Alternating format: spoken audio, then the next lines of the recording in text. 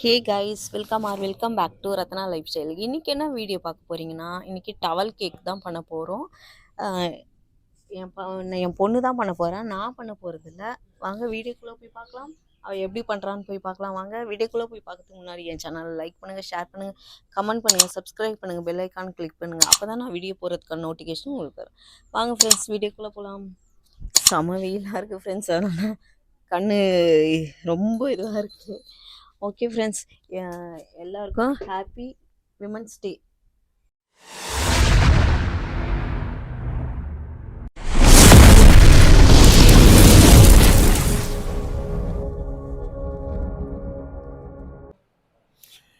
Hello friends, உங்கள் அனைவருக்கும் என் மகளிர் தின நல்வாழ்த்துக்களை தெரிவிச்சுக்கிறேன். நான் இன்னைக்கு என் ஃப்ரெண்டுங்க சினிமா போக கூப்பிட்டுருக்குறாங்க. நான் இவ்வளோ வயசுக்கு நான் வெளியே போனதில்லை, யாரு கூடவும் ஃபஸ்ட்டு நான் வெளியே கிளம்புறேன். நாங்கள் போய் சினிமா பார்ப்போம். பீச்சுக்கு போகிறாங்களா என்னான்னு தெரில, நீ அங்கே வா, மற்றதை பார்த்துக்கலான்னாங்க. நாங்கள் எல்லாரும் பெண்கள்லாம் நாங்கள் வேலைக்கு போகிறவங்களாம் ஒன்றா சேர்ந்து ஒரு 10 பேருக்கு வெளியே போகிறோம். அதால் நான் இப்போ கிளம்பிட்டேன். நீங்களும் எல்லோரும் ஹாப்பியாக நல்லா இருக்கணும். நீங்களும் சினிமா, கோயில் அப்படின்னு போய் எல்லாம் ஹாப்பியாக இருங்க. அது வாழ்த்துக்கள். வணக்கம். இன்றைக்கி என்ன வீடியோனா, டவல் கேக் இதுதான் செய்ய போகிறோம். ஸோ அதுக்கு தேவையான இன்க்ரீடியன்ஸ் 3 முட்டை. நான் 3 முட்டை எடுத்திருக்கேன்.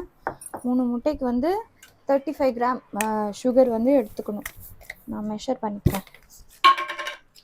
என்கிட்ட கரெக்டாக 35 கிராம் அளவுக்கு இல்லை, அதனால் 15 கிராம்லேயும் 2, அப்புறம் 5 கிராமில் 1 மெஷர் பண்ணி சுகர் எடுத்துக்கிறேன். இதில் 15 கிராம் இருக்குது. இது ஒரு இது நான் இதில் 2 வாட்டி எடுத்துக்கிறேன். 30 கிராமு ப்ளஸ் இதில் 5 கிராம் இருக்குது. டோட்டலாக 35 கிராம். ஸோ சுகர் ஆட் பண்ணதுக்கப்புறம் 1 கிராம் சால்ட் மாதிரி தான், ஒரு பிஞ்சு சால்ட் போதும். சால்ட் அதிகமாக சேர்க்கக்கூடாது. அளவு ரொம்ப முக்கியம். சால்ட் போட்டுட்டேன், தெரியுதா? இதை நல்லா நம்ம மிக்ஸ் பண்ணிப்போம். ஃபஸ்ட்டு பீட் பண்ணிக்கோங்க நல்லா.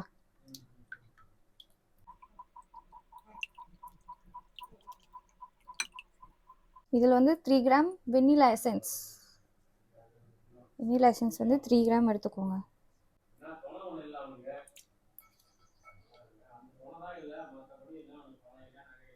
நான் 3 கிராம் எடுத்துக்கிட்டேன்.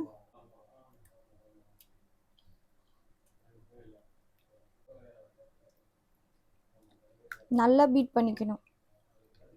இந்த மாதிரி நல்லா பீட் பண்ணதுக்கப்புறமா 150 கிராமில் ஆல் பர்பஸ் ஃப்ளார் எடுத்துக்கணும். ஜெல்லிச்சு எடுத்துக்கோங்க. நான் இதில் எனக்கு 125 ml இதில் இருக்குது. இதில் அளவு மெஷரிங் கப்பில் தனித்தனியாக எடுத்து இதில் ஒரு 25 கிராம் வச்சுருக்கேன்.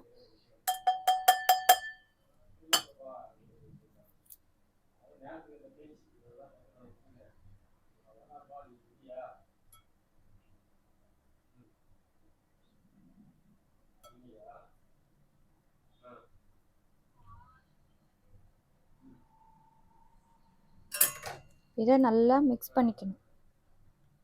கட்டியாலாம் இருக்கவே கூடாது, நல்லா தண்ணி ஆகிற அளவுக்கு மிக்ஸ் பண்ணிக்கணும்.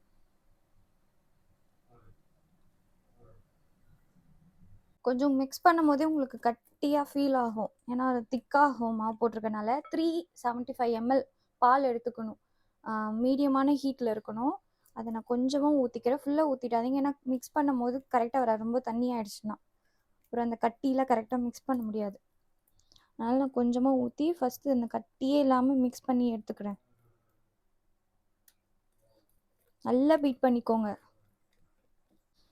நல்லா இது மாதிரி மிக்ஸ் பண்ணதுக்கப்புறம் நான் பேலன்ஸ் இருக்கிற பாலையும் ஃபுல்லாக ஊற்றிடுறேன்.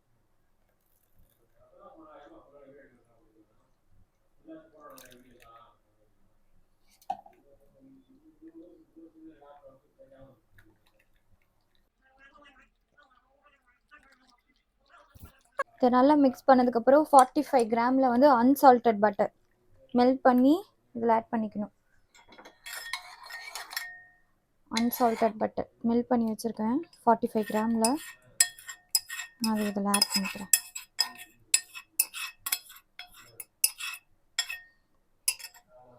பட்டர் வந்து அன்சால்டட் பட்டர் தான் ஆட் பண்ணணும், சால்டட் பட்டர் ஆட் பண்ணக்கூடாது, இல்லைன்னா உப்பாயிடும். நல்லா மிக்ஸ் பண்ணிக்கோங்க. டவல் கேக் செய்கிறனால இந்த அளவுக்கு தான் கன்சிஸ்டன்சி இருக்கும். அதனால் ரொம்ப தண்ணியாக இருக்கேன்னு நல்லா யோசிக்க வேணாம். இதை நல்லா மிக்ஸ் பண்ணதுக்கப்புறம் கவர் போட்டு 1 hour வந்து ஃப்ரிட்ஜில் வைங்க. ஃப்ரிட்ஜில் வச்சு 1 hour கழித்து பார்க்கும்போது ஓரளவுக்கு திக்காக இருக்கும்.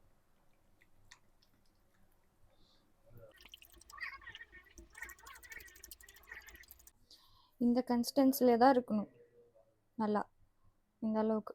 அப்போ தான் பேட்டர் வந்து 1 hour கழிச்சு கொஞ்சம் வந்து திக்னஸ் ஆகும். அப்போ தான் நம்மளுக்கு பேனில் வந்து ஊற்றுறதுக்கு கரெக்டாக இருக்கும். இதை நல்லா மிக்ஸ் பண்ணி வச்சு கட்டியில் எதுவும் இருக்கக்கூடாது, நல்லா மிக்ஸ் பண்ணிடணும். அவ்வளோதான். இதை நல்லா மிக்ஸ் பண்ணி ஆயிடுச்சு.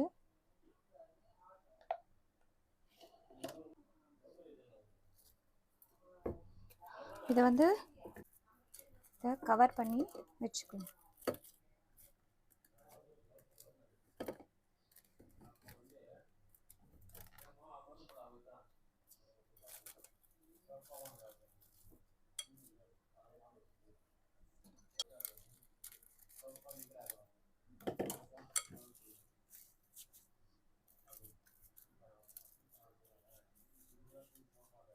நல்லா டைட்டாக கவர் பண்ணிவிட்டு இதை 1 hour வந்து ஃப்ரிட்ஜில் வச்சுக்கலாம்.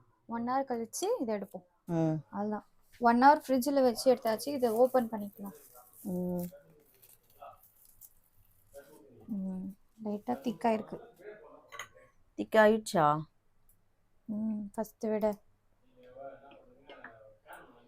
ஃபஸ்ட்டு தண்ணியாக இருந்தது, இப்போ லைட்டாக திக்காக இருக்கு. நல்லா மிக்ஸ் பண்ணிக்கோ. அப்போ இதை பற்ற வைக்கிட்டா?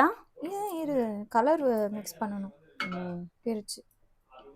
இந்த மாதிரி பவுலில் தனித்தனியாக பவுலில் வந்து எத்தனை கலர் வேணுமோ உங்கள் இஷ்டம். நம்ம வந்து 4 கலர் யூஸ் பண்ண போகிறோம் ஃப்ரெண்ட்ஸ். 4 white 1 5 colour. ஓகேவா? ஒயிட் யூஸ் பண்ண மாட்டேன். ஏன்? மோஸ்ட்டாக பார்ப்போம் லாஸ்ட்டில் எப்படின்ட்டு. ஓகே, உங்கள் இஷ்டம் தான் கலர். நான் கலர் மிக்ஸ் பண்ணிவிட்டு காமிக்கிறேன். ஊற்றிக்கோ. இப்போ 4 ஃபுட் கலர் இருக்கு. கலர் மிக்ஸ் பண்ணியாச்சு. இப்போ பேன் வச்சுக்கலாம். கட்டுமா. இது லைட் கலர், இது கொஞ்சம் டார்க் எல்லோ, க்ரீன் அண்ட் இது ஆரஞ்சு நினைக்கிறேன். ஆரஞ்சு. இப்போ சொல்லு.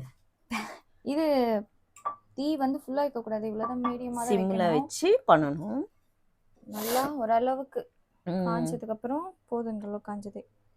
எண்ணெய் வந்து லைட்டாக எடுத்துக்கணும், அதிகமாகலாம் அப்ளை பண்ணக்கூடாது.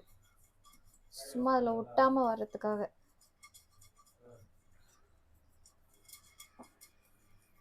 நல்லா ஆயில் அப்ளை பண்ணிட்டு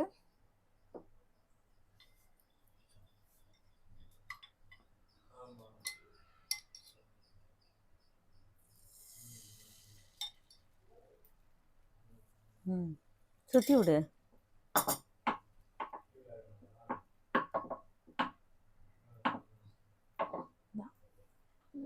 கொஞ்சம் நல்லா வேகினதுக்கப்புறம் திருப்பி அந்த பக்கமும் வேக வச்சுட்டு எடுத்துடலாம்.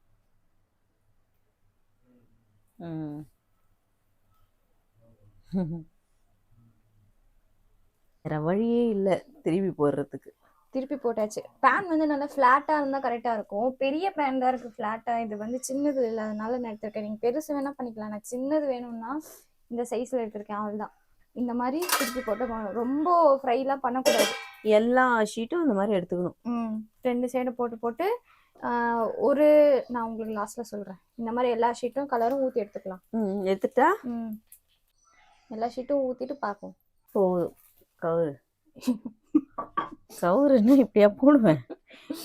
இந்த ஷீட்டு செய்யறதுக்குள்ளேயும் பேன் சரியில்லைம்மா. பாருங்க, ஃபஸ்ட்டு கீழே வந்து 2 எல்லோ கலரில் இருக்குது, அப்புறம் 2 ஆரஞ்சு, க்ரீனு, இதோ ஒரு க்ரீன்.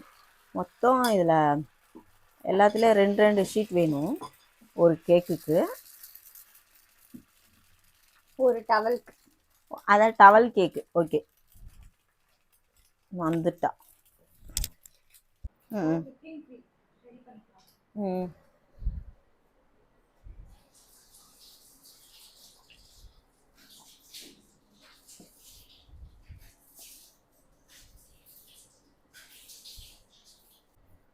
நான் 250 ml தான் எடுத்திருக்கேன் விப்பிங் க்ரீம். உங்களுக்கு வந்து 500 எடுத்துக்கோங்க. க்ரீம் நிறைய வேணா 500 ml எடுத்துக்கோங்க. ஓகே. நீங்கள் எவ்வளோ செய்கிறீங்களோ அதை பொறுத்து. விப்பிங் க்ரீம் வந்து சில்லுன்னு இருக்கணும், சில்லுனஸ் ஆறக்கூடாது, இல்லைன்னா க்ரீம் வந்து கரெக்டாக அது ஸ்டிஃபாக வராது. தட்டி விட்டா. ம் இதில் 50 கிராம் வந்து பவுடர் சுகர் ஆட் பண்ணிக்கோங்க.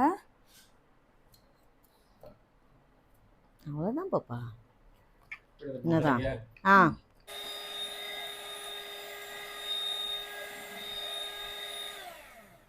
நல்லா அடிக்கணும் ஃப்ரெண்ட்ஸ். அது நல்லா கவுத்தா கூட அந்த க்ரீம் வந்து கீழே விழக்கூடாது. அந்த அளவுக்கு நம்ம நல்லா அடிச்சுக்கணும். நல்லா பீட் பண்ணதுக்கப்புறம் ம் லாஸ்ட்டில் காமிக்கிறேன். ஓகே. இங்கே பாருங்க, டிவியில் நம்ம சேனல் வீடியோ தான் போயிட்டுருக்கு.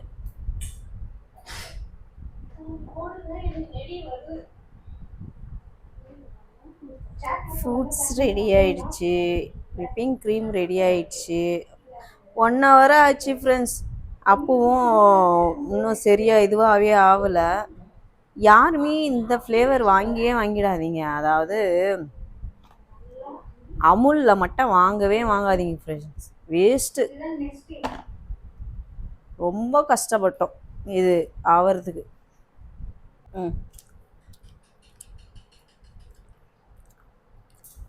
கொஞ்சமாக வைக்கணும், அதை முனையில் வைக்கக்கூடாது. ஏன்னா அங்கே மடிக்கிறல்ல, அதுதான் புரிய மாட்டுது உனக்கு.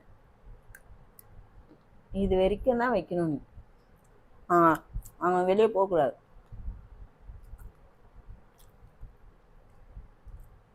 போதும்.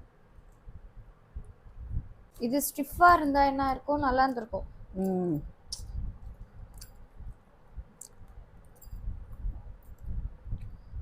தண்ணியாக இருந்தால் அந்த ஷேப்பே வராது. எல்லாமே கரெக்டாக பண்ணிட்டு க்ரீமில் சொதப்பிடுச்சு.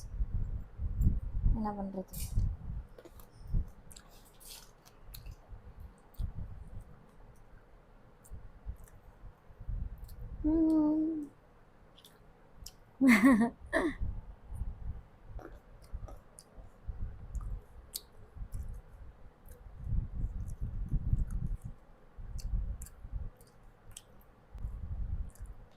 அதை கரெக்டாக மடிக்க மாட்டுற, பிரியுது. அதனால தான் நல்லா பிடிச்சிக்கிட்டு போடணும். அது க்ரீம் வந்து கன்சிஸ்டன்சி சரியில்லாதனால தான் இப்போ இப்படி வைக்கணும்.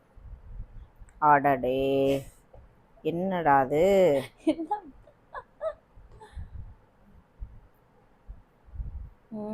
Towel ready. போதும். மகளிர் தின நல்வாழ்த்துக்கள் எல்லோருக்கும். நீங்களும் எல்லாம் இதே மாதிரி ஏதாவது ஒன்று வீட்டில் செஞ்சு ஜாலியாக சாப்பிட்டு என்ஜாய் பண்ணுங்க. இதுல ஒரே ஒரு மிஸ்டேக் வந்து க்ரீமோட கன்சிஸ்டன்சினால அந்த டவல் கேக் வந்து ஃபுல்லா லிக்விடா மாறிடுச்சு. அது லிக்விட் கேக் ஆயிடுச்சு. ஓகே, இருந்தாலும் அந்த டேஸ்ட்டுக்கு வரும்னு நினைக்கிறேன். சாப்பிட்டு பார்த்துட்டு நானும் சொல்கிறேன். நானும் இதை சாப்பிட்டு பார்த்து காஃபி குடிச்சு என்ஜாய் பண்ண போகிறேன். ஓகேவா? இது இவ்வளோ பெருசு எடுத்து நம்மளால கடிக்க முடியாது. சாப்பிடலாமா? ஃபோர்க் எடுத்துட்டு வரேன். ஃபோர்க் வேற எதுக்கா? ஓகே ஃப்ரெண்ட்ஸ், பாருங்க எவ்வளோ பெரிய வாய்.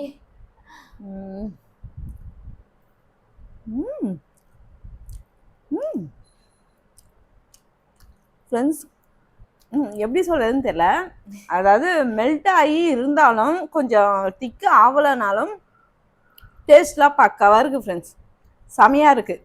நீங்களும் இது மாதிரி செய்யும் போது ஆனால் அமுலில் மட்டும் வாங்கிடாதீங்க விப்பிங் க்ரீமை. பார்த்து யாரும் புடிங்கிக்க மாட்டாங்க.